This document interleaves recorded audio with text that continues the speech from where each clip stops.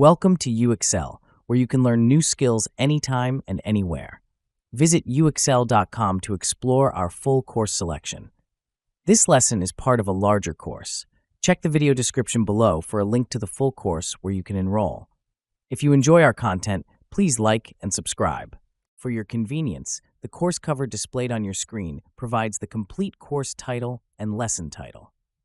Let's proceed with the lesson. Lesson: Introduction to Financial Indicators. Financial indicators are critical tools for evaluating the health, performance, and potential risks associated with a business. These indicators provide insights into various aspects of a company's financial status, including liquidity, profitability, efficiency, and solvency. Understanding and effectively utilizing financial indicators is essential for strategic financial planning and aligning business goals with financial realities. One of the most fundamental financial indicators is the liquidity ratio, which measures a company's ability to meet its short-term obligations. The current ratio, calculated as current assets divided by current liabilities, is a common liquidity ratio. A current ratio above 1 indicates that a company has more current assets than current liabilities, suggesting good short-term financial health. For example, if a company has current assets of $500,000 and current liabilities of $250,000, its current ratio is 2.0, implying strong liquidity. However, an excessively high current ratio might indicate that the company is not efficiently using its assets to generate revenue. Profitability indicators are another essential category, providing insights into a company's ability to generate profit relative to its revenue, assets, or equity. The net profit margin, calculated as net income divided by total revenue, illustrates how much profit a company makes for every dollar of revenue. For instance, if a company has a net income of $100,000 and total revenue of $1,000, its net profit margin is 10%. This indicates that the company retains 0.10 cents in profit for every dollar of revenue. High net profit margins are generally favorable, suggesting efficient cost management and strong pricing strategies. Return on assets and return on equity are also crucial profitability indicators. ROA, calculated as net income divided by total assets, measures how effectively a company uses its assets to generate profit. For example, if a company has a net income of $200,000 and total assets of $200, its ROA is 10%, indicating efficient asset utilization. ROE, on the other hand, is calculated as net income divided by shareholders' equity and measures the return generated on shareholders' investments.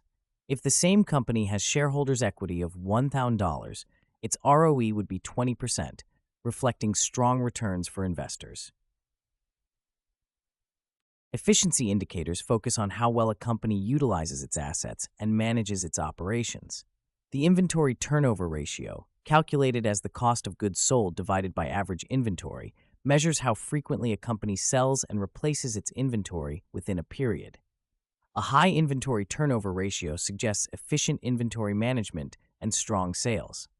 For instance, if a company has a cost of goods sold of $500,000 and an average inventory of $100,000, its inventory turnover ratio is 5, indicating that the company sells and restocks its inventory 5 times a year. Conversely, a low inventory turnover ratio might indicate overstocking or weak sales.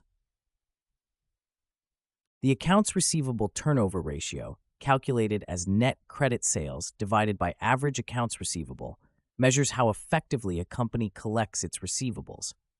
A high ratio indicates efficient credit management and prompt customer payments. For example, if a company has net credit sales of $1,000 and average accounts receivable of $200,000, its accounts receivable turnover ratio is 5, suggesting that the company collects its receivables 5 times a year. Efficient receivable management is crucial for maintaining liquidity and minimizing bad debt. Solvency indicators assess a company's long-term financial stability and its ability to meet long-term obligations.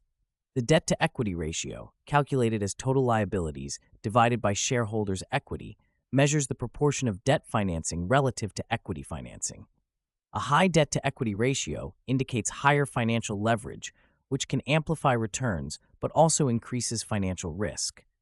For instance, if a company has total liabilities of $1,000 and shareholders' equity of $500, its debt-to-equity ratio is 2.0, implying significant reliance on debt financing. While debt can be a cost-effective financing source, excessive debt levels can jeopardize financial stability. The interest coverage ratio, calculated as earnings before interest and taxes divided by interest expense, measures a company's ability to meet its interest obligations. A high interest coverage ratio indicates strong earnings relative to interest expenses, suggesting that the company can comfortably meet its debt obligations. For example, if a company has an EBIT of $300,000 and interest expense of $100,000, its interest coverage ratio is 3.0, indicating sufficient earnings to cover interest payments. Low interest coverage ratios can signal potential liquidity problems and increased default risk. Financial indicators are not only crucial for internal management, but also for external stakeholders such as investors, creditors, and analysts. Investors use financial indicators to assess the potential return and risk associated with their investments. For example, a high ROE might attract investors seeking strong returns, while a low debt-to-equity ratio might appeal to risk-averse investors. Creditors use financial indicators to evaluate a company's creditworthiness and determine the terms of credit. A high current ratio and interest coverage ratio might reassure creditors of the company's ability to meet its obligations, potentially resulting in more favorable credit terms. Strategic financial planning requires a comprehensive understanding of financial indicators to align business goals with financial realities. By analyzing liquidity, profitability, efficiency, and solvency indicators, management can identify strengths, weaknesses, opportunities, and threats. For instance, a company with strong profitability but weak liquidity might focus on improving working capital management to enhance short-term financial stability. Conversely, a company with high debt levels might prioritize debt reduction strategies to mitigate financial risk and improve solvency. Moreover, financial indicators play a crucial role in risk management. By monitoring and analyzing financial indicators, companies can identify potential risks and take proactive measures to mitigate them.